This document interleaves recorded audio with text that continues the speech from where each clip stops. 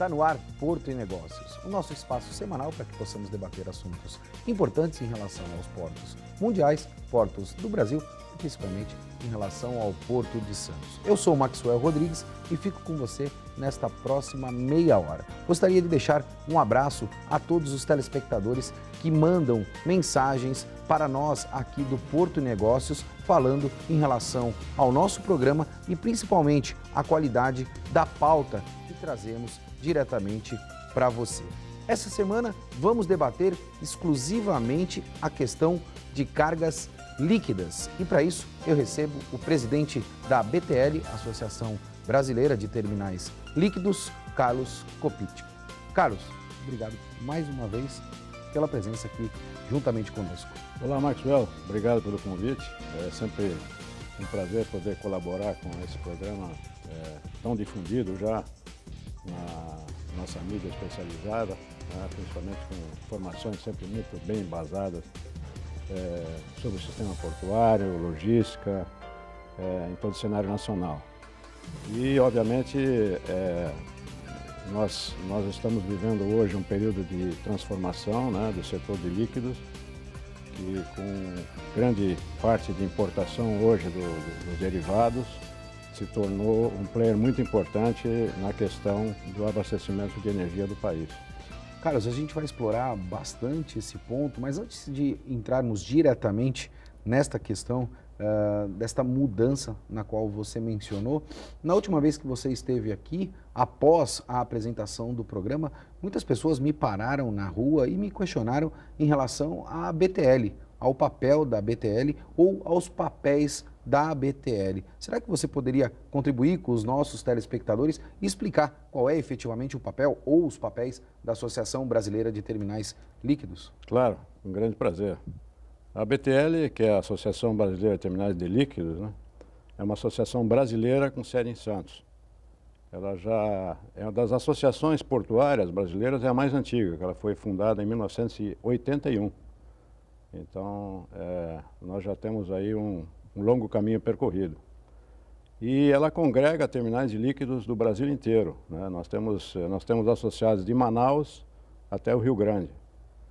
E, basicamente, a atividade da associação é a questão da representação institucional do setor, do segmento, junto ao governo, aos órgãos públicos, às autoridades portuárias e, obviamente, também a parte técnica, que é muito importante, onde nós desenvolvemos estudos, preparamos conferências para que o setor esteja sempre a par dentro de um benchmark internacional. Por exemplo, uma das coisas que são para nós fundamentais é a questão da segurança. Eu estive recentemente numa conferência em Houston, nos Estados Unidos, enorme, que congrega mais de 1000 terminais de líquidos do mundo inteiro. E eu notei assim a forte preocupação. Número 1 deles é segurança, número 2 é segurança, número 3 é segurança. E o que eu consegui vislumbrar é que, efetivamente, a BTL, com o apoio que ela dá aos seus associados, ela está absolutamente em linha com aquilo que é praticado a nível mundial. Então, hoje eu posso afirmar que os terminais de líquidos são seguros, eles respeitam o meio ambiente e têm muita preocupação com os seus trabalhadores, com a saúde dos seus trabalhadores. E nós temos um programa aqui no Porto de Santos chamado PI, que é o Programa de Emergência, E esse programa, ele está sendo muito observado e muito admirado por outros clusters portuários de líquidos e também de não líquidos. Então, por exemplo, recentemente tivemos um contato com a administração do Porto de Itaqui, em São Luís, no Maranhão, e lá nós fomos instados a, de alguma forma, prestar uma consultoria ao Porto e aos terminais locais para instalar um plano integrado de emergência semelhante ao nosso aqui no Porto de Santos. Que reflete transferência de conhecimento Exatamente. entre os portos do Brasil. Exato. Até porque a atividade portuária, ela representa risco, Nós não podemos dizer, ou ser demagogos de alguma maneira, que esta atividade ela não contém riscos. Contém, evidentemente, mas o que a gente precisa é ter a capacidade de trabalhar na condição muito mais preventiva do que corretiva, Carlos. Exatamente. Esse é o que nós pretendemos fazer, né? Nós temos hoje todo um acervo técnico de informações, de procedimentos, de manuais, que estão sendo constantemente aprimorados, né? São discutidos com os órgãos públicos, por exemplo, a ANP, CETESB, ANTAC, né? Então, esses órgãos, eles também, de alguma forma, interferem no processo e também nos ajudam a desenvolver um sistema seguro. Obviamente, o risco existe, como você falou, não tem como evitar. Você lida com um produto perigoso, você sempre corre algum risco. Mas eu diria que hoje os riscos estão circunscritos a fatalidades, né? E fatalidades são difíceis de você, de alguma forma, gerir. Porque ela é uma fatalidade. É uma fatalidade. Uma fatalidade. Então, eu acho assim, nós temos hoje a garantia de que os terminais de líquidos brasileiros estão absolutamente em linha em questão de segurança com os terminais congêneres do mundo inteiro. Carlos, eu te convidei para fazer parte do nosso programa novamente, porque nós percebíamos aí num passado não muito distante a exploração muito dos portos brasileiros na relação do containers e de alguns commodities naturalmente, né? A gente está falando aí de milho, soja, açúcar, entre outros. A gente percebe hoje um crescimento muito grande com as cargas líquidas. Nós podemos dizer até principalmente em relação à questão desta retomada tímida ainda da economia, que os terminais líquidos espalhados pelo nosso país estão preparados para que a gente possa suprir essa grande demanda que nós teremos aí de importação e exportação de carga líquidas? Então, é exatamente isso que os terminais estão procurando, né? Porque essa mudança de postura da Petrobras, onde ela deixou de ser a principal responsável, a única responsável pelo abastecimento da cadeia de derivados de petróleo no país. Essa relação, só te interrompendo, Carlos, tem relação direta com o que ocorreu aí nos escândalos da Lava Jato? É claro. Evidente. É claro. Com isso, a Petrobras, uma vez enfraquecida, né, financeiramente, economicamente, como todos podemos acompanhar diariamente nos jornais, sem dúvida, apesar de estar numa bela recuperação agora, acho que ela está sendo muito bem gerida aí pelo Pedro Parente, que é um profissional de altíssimo calibre, né? A verdade é que ela decidiu focar no seu core business, né? que é o refino e a exploração. Então, as outras atividades correlatas que a Petrobras vinha exercendo, ela vai de alguma forma delegando para o setor privado e para outras empresas. Então, o que acontece é que, com isso, a demanda de tankagem portuária para derivados claros, ela cresceu muito nos últimos anos. Isso é um novo arranjo mercadológico? A gente pode dizer que isso vem ocorrendo nos últimos tempos? Isso vem ocorrendo nos últimos tempos. Nós temos hoje, por exemplo, já o abastecimento de cerca de 40% dos derivados é feito por empresas privadas. Então, são tradings internacionais que vendem o petróleo a distribuidoras nacionais ou mesmo se estabelecem aqui no país e para fazer essa distribuição que antes era feita totalmente centralizadamente pela Petrobras. E para isso eles utilizam os terminais de líquidos que pertencem à BTL, né? Com isso nós temos hoje um impacto muito grande de movimentação, o crescimento assim foi exponencial, né? A própria diminuição da atividade industrial no país em função da crise nos levou a uma diminuição das importações de produtos químicos, né? Porque a indústria química ela ficou bastante abalada. Estagnou de alguma maneira. Exatamente. Então, com isso, nós temos hoje uma demanda muito grande por espaço, né? E todos os terminais hoje já estão num processo de investimento pesado. Esse era o ponto que eu ia mencionar. Os terminais hoje estão investindo para que possa acomodar de alguma maneira esse novo arranjo mercadológico. Pronto. Exatamente o que está acontecendo. Hoje nós temos investimento, por exemplo, no Porto Santos, nós temos investimentos na Ilha Barnabé, onde ficam alguns terminais, e também na região da Lemoa, né? E aí você encontra toda aquela dificuldade que você tem em fazer investimentos, em primeiro lugar, em área portuária, que tem os terminais da ilha são arrendados, os terminais da Lemoa são terminais privados, né, que estão em área própria. Uhum. ligados por dutos ao berço do terminal de exportação de granéis líquidos da Lemoa. Mas você tem todas aquelas dificuldades que você encontra hoje no país para investir, para avançar e efetivamente gerar renda e emprego. Essa é uma dificuldade enorme. Muitos órgãos anuentes para que a gente possa dar, entre aspas, as concessões ou as liberações para esses investimentos, Carlos? É isso que acontece. Nós temos hoje, por exemplo, só na área de líquidos são mais de 19 licenças que um terminal tem que providenciar para poder iniciar os seus investimentos. E aí ele ainda fica nessa insegurança tarifária e tributária que existe no país. Ele fica exposto, porque recentemente nós tivemos até como você viu aí, deve ter acompanhado, obviamente, a questão do aumento do ISS.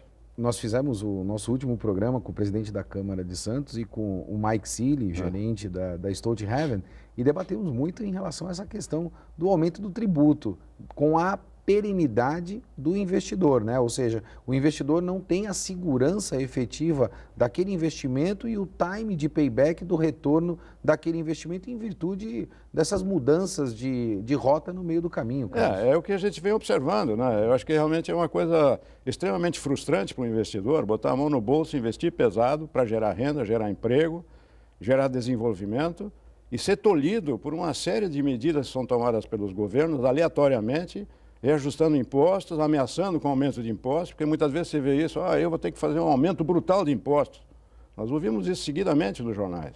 Me parece, Carlos, que de alguma maneira o governo enxerga esse novo arranjo mercadológico e de alguma maneira ele tenta tirar proveito, eu vou me utilizar dessa terminologia, angariando novos tributos, uma vez que a Petrobras teve essas dificuldades e evidentemente abriu espaço aí para a iniciativa privada e de alguma maneira também o governo tirou proveito com novos impostos. Essa é uma análise que a gente pode fazer de alguma maneira? É claro, hoje já o governo é o maior acionista, o maior sócio que você tem na sua empresa e não corre risco nenhum, né? E leva 30% ou 40% daquilo que você produz, né? E, obviamente, quando existe um aumento da movimentação, um aumento da arrecadação, ele quer a sua parcela nisso aí. Mas eu acho assim, que o mais fundamental para um país é você ter as suas regras tarifárias perenes, né, tranquilas, onde você pode fazer um planejamento a longo prazo, que hoje no Brasil não acontece. Não pode acontecer, porque você tem esses... Então, um reajuste do ISS de 3 para 5, são só 2%. Não, mas são 66% de aumento no imposto. Até porque a gente está falando do custo composto. Exato. Né? O impacto que isso vai gerar na cadeia toda. Então, muitas empresas que têm contratos de longo prazo, com preços estipulados, com take-or-pay, com contratos multianuais, eles ficam numa saia muito justa, porque eles não têm espaço para renegociar as tarifas. E pedir o equilíbrio econômico desses contratos. E aí acabam absorvendo esses custos, e aí você, quando absorve custo, naturalmente você tem que mexer no custo fixo do terminal, não fazendo ou não gerando novos empregos. Eu vou explorar um pouquinho mais em relação a essa questão do novo arranjo mercadológico, principalmente em relação a esta posição da Petrobras no próximo bloco com o Carlos Coppict. Porto Negócios vai para um breve intervalo e a gente volta já já.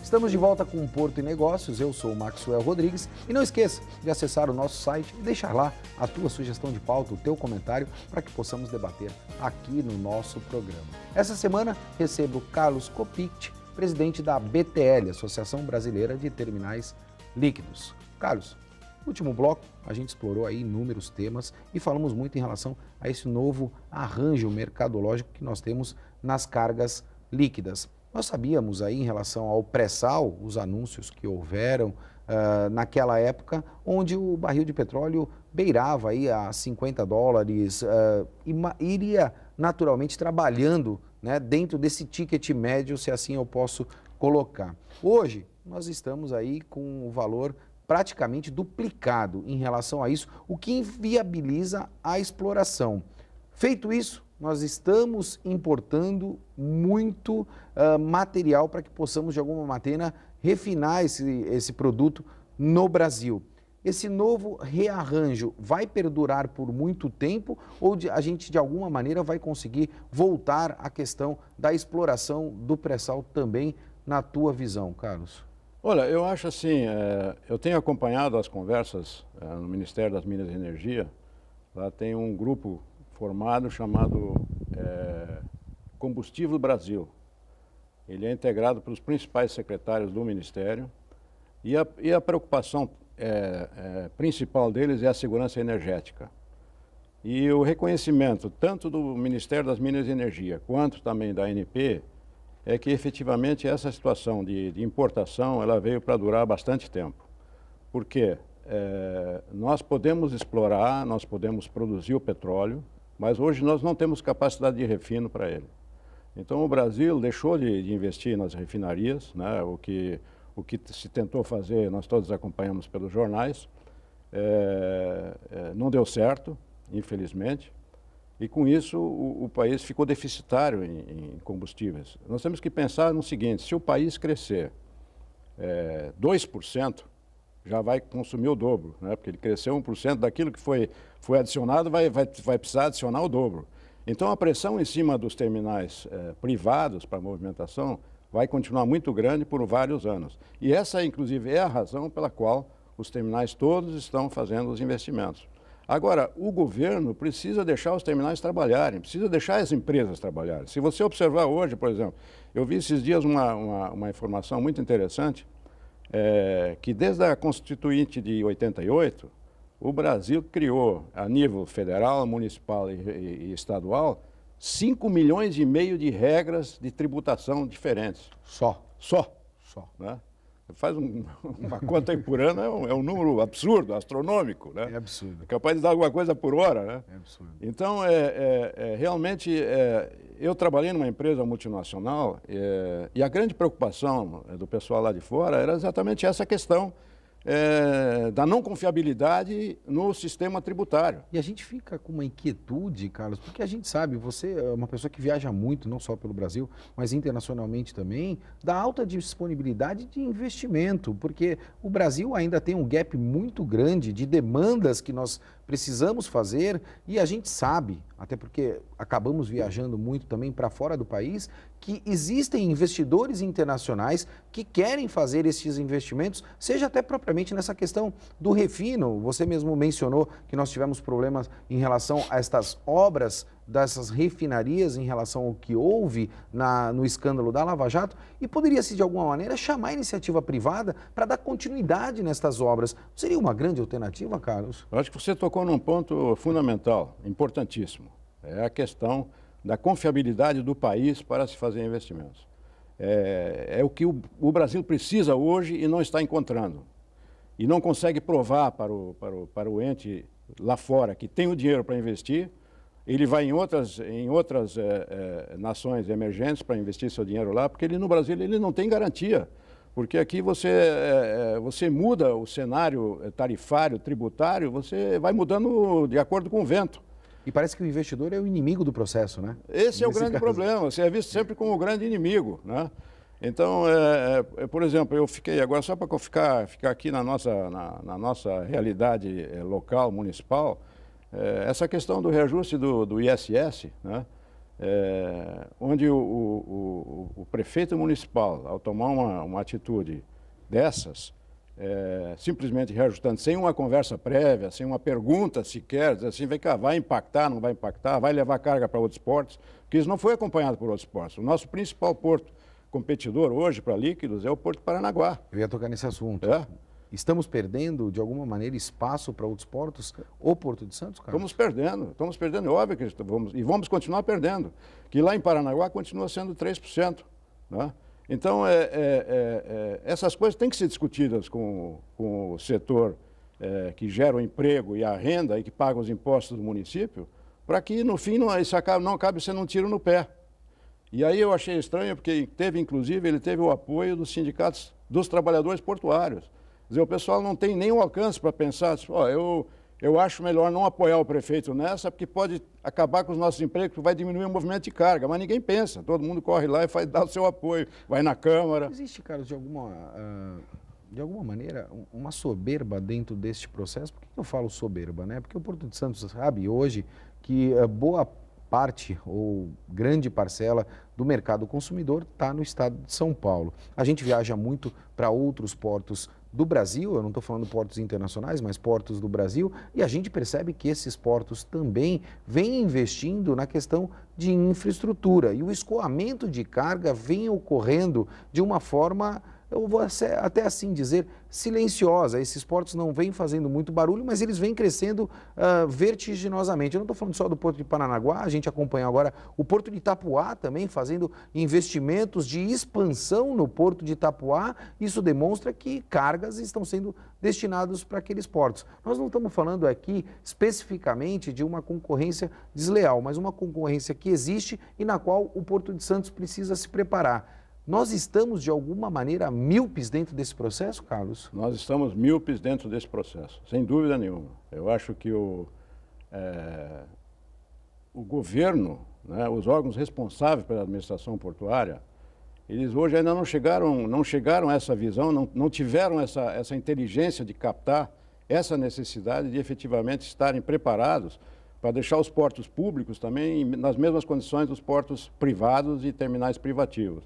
Então, eu vejo hoje, por exemplo, crescimento vertiginoso do Terminal da Sul, né, onde nós também temos um associado. Sem dúvida. Né, nós vamos, para ficar na carga geral, você citou Itapuá, acho que é um belo exemplo, essa carga saía, acho que 90% por Santos. Né, você vê hoje... Que já não ocorre hoje. Se você for, ontem foi publicado o resultado aí do nosso grande terminal de contêineres, que você viu como eles estão com dificuldades, né, para conseguir pelo menos manter o movimento que eles já tinham no passado. Eles precisam fazer investimento, precisam crescer, e eu vejo então isso com uma grande preocupação. E por outro lado, você vê que as autoridades portuárias, elas não têm capacidade de gestão nem de decisão. Então ontem, não sei se você viu ontem nos jornais, que o AIS, né, que é o controle de navios, informatizado, está precisando de 10 milhões de reais. O que são 10 milhões de reais para o Porto de Santos? Né? Quanto gera esse porto? Não está quebrando todos os recordes de movimentação? Vai para 109 milhões, 112 milhões? Mas, Carlos, aí é uma grande preocupação. Quando a gente fala em quebra de recordes de movimentação, a gente está muito focado na questão da exportação. Exatamente. A exportação não é efetivamente aquilo que traz valor agregado para a nossa região. A importação, o desembaraço de cargas, principalmente com os containers, é o que vai contribuir para o desenvolvimento econômico da nossa região. Você acredita que em algum momento desse espaço-tempo aí, nos próximos anos, principalmente porque você disse que esse processo do novo arranjo vai perdurar por muitos anos, nós vamos conseguir trabalhar um novo pacto federativo para que a gente possa trabalhar também a questão da municipalização dos portos, Carlos? Essa é a minha esperança, né? Porque eu acho que a municipalização, ela traz essa, obviamente aliado a um profissionalismo das administrações portuárias, para que elas não sejam entregues também a indicações políticas regionais ou locais, né? Que isso seria um outro entrave. Eu acho que se criando regras fortes, essa seria a melhor solução. Aliás, foi o que a China fez quando ela começou o seu caminho para o crescimento. O que ela fez? Ela descentralizou a administração portuária e colocou os municípios chineses responsáveis pelos seus portos. Então, nós vimos esse crescimento vertiginoso de Xangai e outros terminais, porque efetivamente o pessoal sabe no local o que é necessário. Né? E aqui não, aqui você vê que a pessoa fica fazendo uma administração voltada às vezes a interesses políticos, né? Regionais, de algum deputado, algum senador que está apoiando determinada ação do governo, vai receber uma dragagem onde não é necessário, uma obra onde não é necessária, e grandes complexos portuários como o de Santos e outros ficam aí esperando 10 milhões de reais para acabar com um sistema tão importante, né, que vai trazer toda a gestão de navios para um nível informatizado e muito mais moderno. Né? Carlos, quando eu comentei com as pessoas que você retornaria ao programa, muitas pessoas acabaram me fazendo um questionamento e eu vou me utilizar de todo o conhecimento que você tem. Houveram aí, num passado, muitas pessoas se especializando no segmento líquido, em virtude do pré-sal. Hoje, após todas as tuas pontuações, nós podemos, de alguma maneira, dar um fio de esperança para essas pessoas que se especializaram, porque esse mercado vai voltar a crescer novamente nos próximos anos, como você pontuou inicialmente? Eu tenho a impressão que sim, principalmente na área de exploração, né? Nós temos aí esperança de que, você viu esses dias já, que a bacia de Santos já está ficando maior do que a bacia lá do Rio de Janeiro, né? Sim. Então nós estamos tendo recordes de movimentação e com isso obviamente vai se precisar de gente especializada, né? Eu me lembro que na época foi criada aqui pela USP um curso de engenharia de petróleo e tudo. Sim. Então eu acho que esse pessoal... Foram criados inúmeros cursos e as pessoas investiram nisso, né? Exato. E se decepcionaram pós aí o estouro da Lava Jato e a paralisação de todos esses processos. Eu acho que esta tua afirmação, principalmente pela posição que você tem, talvez de alguma maneira dê esperança para as pessoas que de alguma maneira se especializaram nesse segmento num passado não muito distante. A gente está chegando ao final do nosso programa. Carlos, como você já conhece, esteve aqui no ano passado eu fazia um questionamento de quem era o entrevistado e o entrevistado trazia informações também da vida pessoal e esse ano, por ser um ano político, eu estou mudando esse questionamento. Vamos imaginar que o Maxwell, de alguma maneira, foi eleito presidente da República e eu vou convidar o Carlos Copicchi para ser o meu ministro de portos. Carlos, quais são as ações que você tomaria a partir do momento que tomasse posse para que a gente fizesse as mudanças nos portos do Brasil? Boa pergunta. Excelente. Não, eu faria, obviamente, imediatamente, eu tentaria de alguma forma descentralizar a administração portuária, né? Tirar esse poder decisório absoluto de Brasília, trazê-lo a níveis regionais, seja estadual ou seja municipal, e faria assim uma maneira de fazer um planejamento de longo prazo que a gente de alguma forma pudesse tomar a decisão de efetivamente seguir, né? Tomar o compromisso, para que também o investidor estrangeiro veja que agora as coisas vão ser para valer e vão ser sérias, né? Eu não estou dizendo que não é sério, mas eu estou dizendo que muda. A velocidade, eu acho que um grande ponto é a questão da velocidade na tomada de decisão. Eu acho que isso compromete muito os negócios no segmento portuário. Pronto, e você tem condições de fazer, se você descentraliza, você tem uma decisão muito mais rápida, né? E acompanha a realidade do mundo atual. Pronto. É isso que acontece. Essa é a resposta. Carlos, obrigado pela tua presença. É sempre um prazer estar aqui com você, porque você traz aí informações qualificadas para todos os nossos telespectadores. Como a gente percebeu e percebe rotineiramente aqui no Porto e Negócios, a questão da descentralização é uma unanimidade. Creio que está na hora do governo federal começar a tratar desse debate e melhorar a interlocução com os portos do Brasil. Porto e Negócios fica por aqui e não esqueça, não confunda o que você merece com aquilo que você aceita. Um forte abraço e até semana que vem.